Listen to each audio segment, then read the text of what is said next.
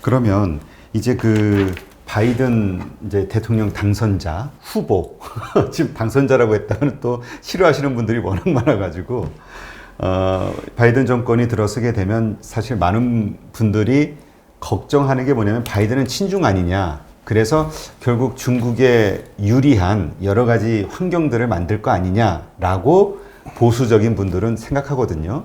근데 또 일각에서는 트럼프 대통령보다 더 그 인권을 앞세워서 국제적 공조를 통해서 중국을 더 크게 압박할 것이다. 이렇게 얘기하시는 분들도 있고요. 서로 상충하는데 어떻게 보시나요? 그래서 우리는 친중 이제 이렇게 붙이면 그게 말이 많아지는데 바이든은요, 지중입니다. 지중요. 중국 여러 가지 얘기를 할 수 있지만 미국 정가의 최고의 중국통은 그 닥터 키신저 박사예요. 근데 키신저 박사 다음으로 이제 미국 최고의 중국통은 제가 볼 때는 바이든 대통령입니다.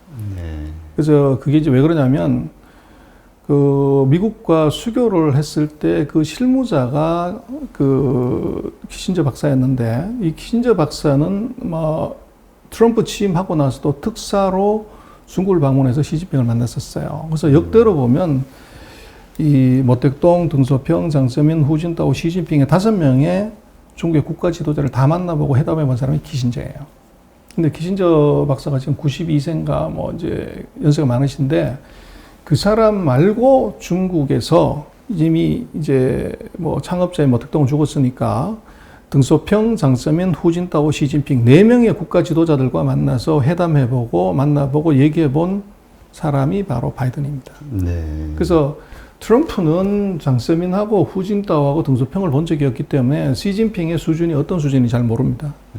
근데 바이든은 시진핑의 지금 그 내공이 중국의 역대 4명의 이 지도자들 수준에서 몇 점인가를 평가할 수 있는 정도의 내공을 가진 사람이에요. 그래서 지금 친중이라고 얘기하는 것은 제가 볼 때는 좀 넌센스고요. 아니, 공산주의하고 민주주의의 양대처점에 있는 것이 민주주의자가 공산주의자, 이건 말이 안 되는 언급이고, 그래서 우리가 자꾸 이제 그게 레떼를 자꾸 붙여가지고 하는 거, 제가 볼 때 그건 정말 잘못된 건데, 제가 볼 때는 바이든은 미국 최고의 친중자다. 그래서 무서운 건 뭐냐면, 저걸 알고 나를 알면, 그러면 이게 전쟁에서 이길 수 있잖아요. 이제 제가 볼 때는 미중의 전쟁에서, 제가 볼 때는 바이든은 트럼프보다도 더 어떻게 보면 영리하고 세련되게 중국을 괴롭히고 중국이 더 힘들어질 것이다. 저는 개인적으로 그렇게 봅니다. 네. 그러니까 그 중국 입장에서는 더 까다로운 상대일 수 있겠네요. 당연히 더 힘들죠. 그래서 아까도 말씀을 드렸지만 전략이 바뀌게 됩니다. 그래서 트럼프는 아까 말씀드렸지만 공화당의 스폰서들이 이게 빰벨트, 오일벨트, 러스트벨트 이런 이제 전통 산업이었기 때문에 그걸 갖고 무역으로 공격을 했던 거죠. 네. 그랬더니 전통 산업에서는 미국보다 중국이 더 센데 이게 별 효과가 없었고 지금 2년 동안 해서 중국을 못 죽였다고 그러면 새로운 바이든도 트럼프하고 똑같이 그 방식으로 간다고 그러면 바이든은 바보겠죠. 그래서 방법을 뭘 바꾸냐 그러는데 아주 중요한 것은 아까도 말씀드렸지만 네 스폰서가 실리콘밸리하고 월스트리트예요. 트럼프 정부 때는 무역 전쟁을 했지만 이 바이든 정부 때는 기술 전쟁, 금융 전쟁을 한다.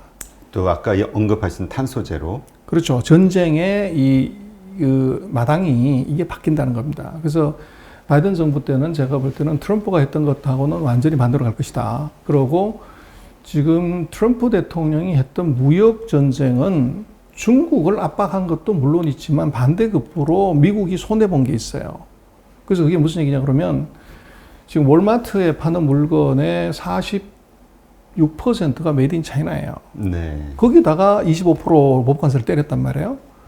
그러면 문제는 3억 2천만 명의 거대한 인구가 쓰는 일상용품을 전 세계 최저가격으로 공급할 수 있는 나라가 중국 말고 있다고 그러면 오케이인데 없다면 그 코스트 부담을 결국은 미국 국민이 부담을 한 거죠. 네. 그래서 말씀하셨지만 아까 중국이 작년에 무역수지 흑자가 한 260억 불 정도 대미 흑자가 줄었어요.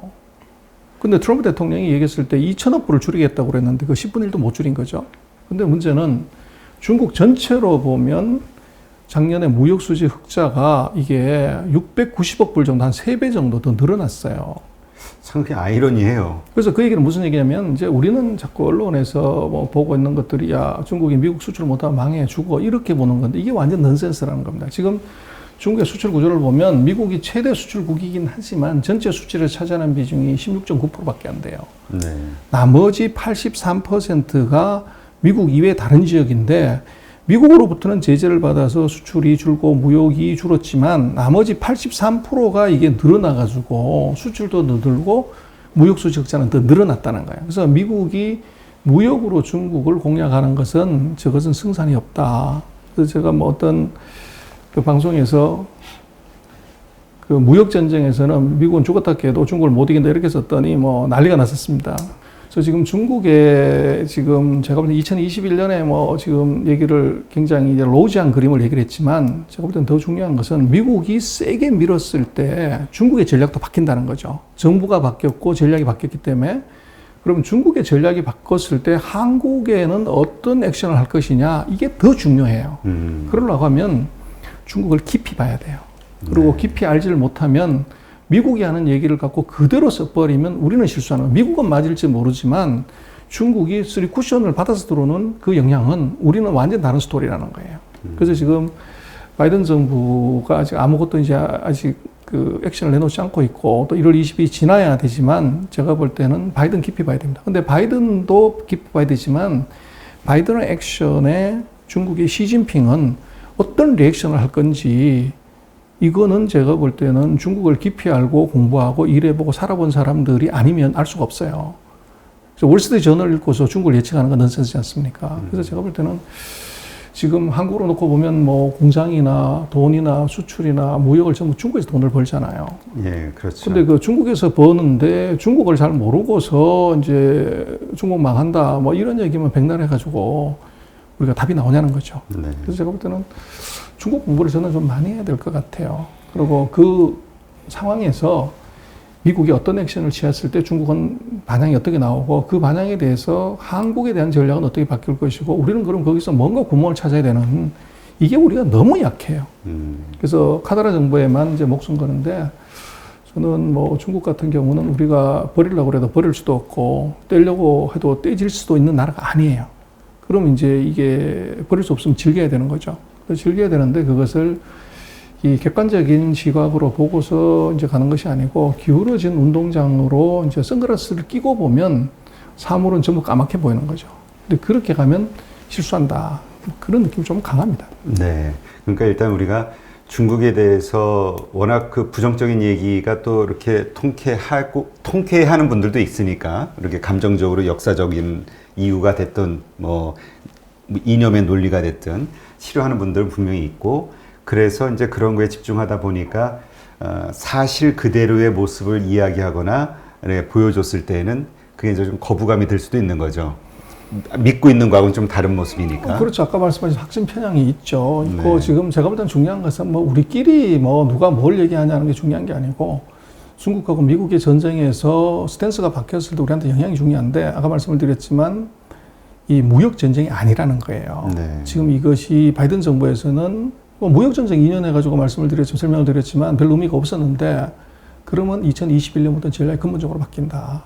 이것이 이게 기술 전쟁, 금융 전쟁으로 확 전환이 될 건데 문제는 그랬을 때 중국의 이 시진핑의 스탠스가 바뀐다는 거예요. 그래서 이것이 중국이 어떻게 보면 그 자기 보호 본능 이것 때문에 중국에 대한 그 브로킹 이것을 지금까지 우리 보지 못했던 정도로 강해 들어올 가능성이 있어요. 그래서 중국이 14차 5개년 계획을 내면서 거기에 이제 여러 가지 얘기를 했는데 그 중국 같은 경우는 뭐 어려운 이유가 2만 자짜리, 3만 자짜리 정부 발표 문서가 쫙 나오는데요. 거기에 도표가 하나도 없어요.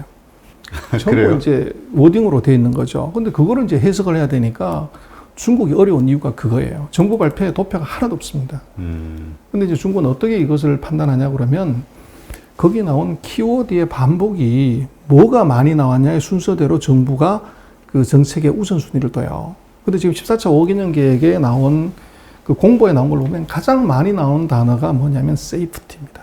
안전요. 그래서 이게 뭐냐는 거죠. 그래서 중국은 앞으로 5년 동안 미국과 중국의 전쟁에 가장 많이 신경 쓴다는 얘기예요. 그걸 베이스로 깔고 경제, 금융, 산업, 외교 이게 다 깔려 들어간다는 겁니다.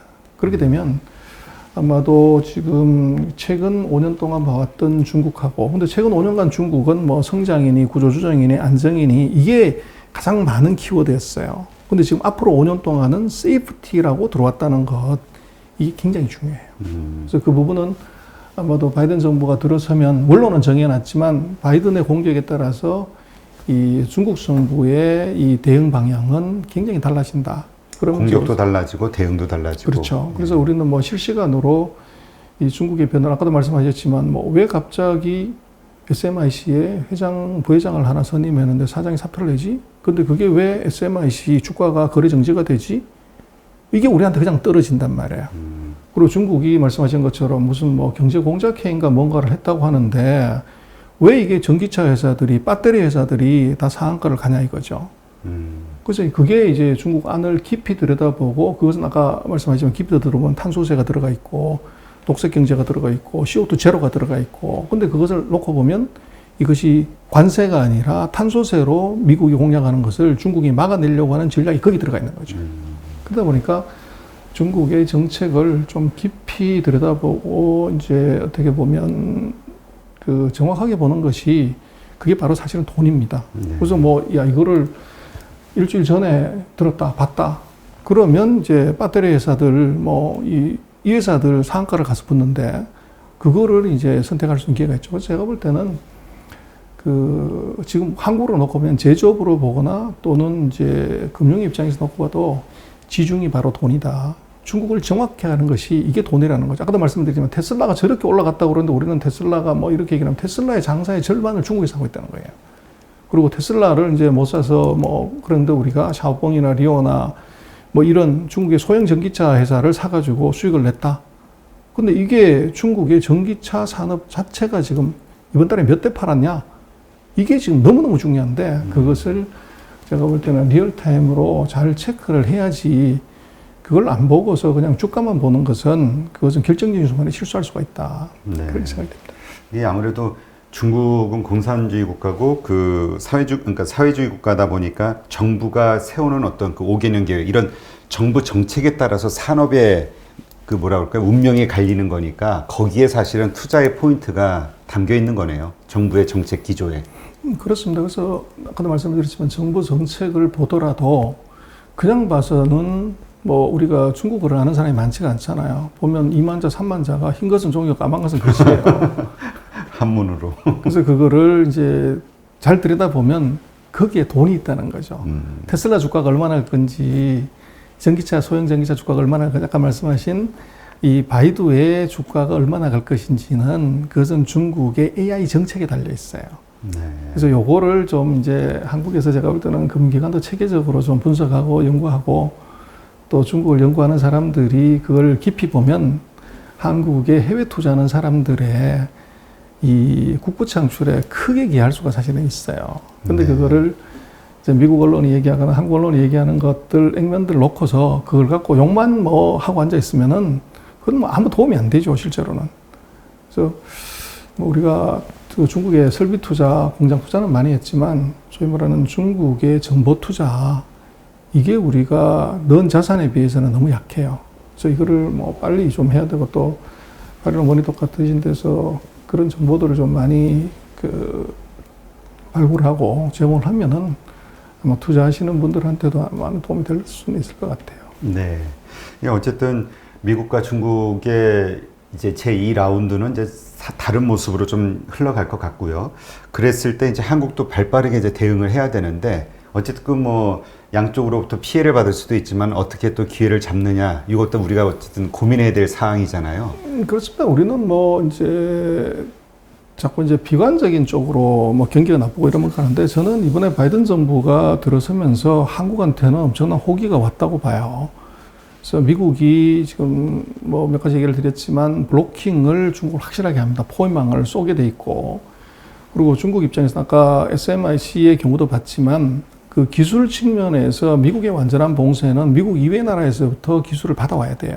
그게 뭐 합작이 되든 투자가 되든 협력이 되든, 그랬을 때 ICT 기술에서 미국을 빼고 이게 세계에서 잘하는 나라가 누구냐면 우리 한국이에요. 근데 그것은 최근 3년간 우리가 사드 문제 때문에 중국한테 당했던 거하고는 제가 보면 스탠스가 달라졌어요. 우리가 급한 것이 아니라 중국이 급해졌고 또 중국은 완전히 브로킹을 당했기 때문에 이제는 한국이 물론 이거 세계 최고의 기술은 아니에요. 근데 한국과 협력의 가능성이 굉장히 높아졌다는 거죠. 그렇게 되면 최근 3년간에 우리가 이제 중국에서부터 어떻게 보면 일방적으로 당했던 것에서 역설적으로는 미국이 이제 세게 나가줌으로 인해서 우리가 꽃놀이패를 줄 수 있는 가능성이 지금 생겼어요. 생겼고, 근데 이거를 우리가 어떻게 활용하냐 하는 문제는 우리 능력의 문제예요. 네. 그리고 중국이 지금 말씀하셨던 몇 가지의 새로운 산업, 신산업 이것은 중국 혼자도 할 수도 있지만 해외하고 협력하거나 또는 해외에 도움이 있으면 더 빨리 갈 수도 있어요. 근데 그런 부분에서 이제 한국이 뭐 전에 없던 기회가 이번에 생긴 거고 또 그 사이 우리가 중국으로부터 아무것도 보호받지 못했던 이런 상태에서 미국이 강하게 압력을 넘어내서 기술 보호 확실하게 해야 된단 말이에요. 그래서 반독점 이것도 사실은 한국의 입장에서는 진입을 했을 때 중국의 거대 기업들 이들하고 붙었을 때 이제 유리한 점이 생기는 거죠. 그래서 그러한 그 중국과의 관계에서 미중의 어떻게 보면 경쟁 격화가 우리가 뭐 이제 고래 싸움에 새우 등 터진다고 이렇게 볼 수도 있지만 제가 볼 때는 바이든 정부의 출연으로 우리로 봐서는 이제 어부지를 할 수 있는 기회가 오히려 최근 3년에 비해서는 월등히 더 많아졌다. 그리고 또 지금 우리가 조금 더 봐야 되는 것은 이 무역을 조금 풀어주는 대신에 이 어떻게 보면 이제 기술에서 공격을 하지만 기술에서 실리콘밸리의 니드도 맞추고 미국도 실리를 챙기려면 금융시장에 대한 압력을 세게 넣을 가능성이 있어요. 그럼 금융시장의 개방이 어떻게 보면 이제 한국한테는 더 큰 기회가 되고 또 최근에 보면 뭐 돈들이 미국에서 중국으로 몰려가는 것이 확연하게 보이는데 그래서 지금 그 중국의 금융시장의 추가 개방에서 우리가 2021년에는 여러 가지 이제 그 기회를 잡을 수도 있을 것 같고 그러나 또 하나 이제 우리가 좀 생각해 봐야 되는 것은 그 중국이 지금 최근 뭐 한 달 사이에 한국에 외국인 투자가들이 들어와서 주식을 사서 이제 뭐 연말에 한국 개미 투자가들이 해피해졌는데요. 근데 내년에는 이게 또 역전이 될 수 있는 가능성이 있어요. 그래서 중국이 좋아지게 되고 경기 회복되고 시장이 커지고 이렇게 됐을 때 한국이 전혀 의도하지 않게 한국이 터질 수 있는 가능성이 있다는 거죠. 바로 뭐냐면 MSCI 지수 편입입니다. 그래서 MSCI 지수에서 지금 중국이 내년에 그 비중을 지금보다도 5%나 10%를 높이게 되면 한국의 비중은 자동으로 줄여야 돼요. 지금 연말에 들어왔던 외국인 돈이 그대로 빠질 수도 있어요. 그래서 MSCI 아시아 헤드쿼터의 헤드가 중국이 이제 내년도에 뭐 금융시장 개방을 더 대외 개방을 확대하겠다고 그러니까 빠른 시간 내에 중국 정부와 협의를 해서 그 비중을 더 높이는 것을 협상하겠다. 이런 얘기를 또 한 거죠. 그래서 그렇게 놓고 보면 우리로 봐서는 이제 투자하시는 분들의 입장에서 그 중국에 대한 익스포저, 기관이든 개인이든 이것이 아마 내년에 조금 더 높아져야 되는 거 아닌가 그런 생각이 좀 듭니다. 그러게요. 지금 MSCI 신흥국 지수에서는 우리가 1등이잖아요. 비중이 가장 높고. 근데 중국 쪽으로 그게 깎여져 나가면 그만큼 이제 빠져나가야 되니까. 우리는 무조건 줄여야 되는 거죠. 그렇죠. 우리 걸 줄여야 되니까. 네, 하여튼 이게 하나의 행위, 하나의 결정들이 일어나게 되면은 그 다음에 파생되는, 연달아서 파생되는 일들이 또 우리에게 큰 영향을 끼치는 부분이 있다는 걸 또 이렇게 알게 되네요. 하여튼 참 이게 중국이 어려운 거죠. 국가 간의 문제라는 건 어려운 거고. 근데 어쨌든 그 가운데서도 어떻게든 우리가 우리의 이익을 얻기 위한 기회를 찾으려는 아주 강한 노력을 해야 되지 않을까. 예, 그런 생각이 듭니다. 네, 오늘 이렇게 중국 관련해서 좋은 인사이트를 함께 해주신 중국경제금융연구소 전병서 소장님께 감사드립니다. 고맙습니다. 네, 고맙습니다.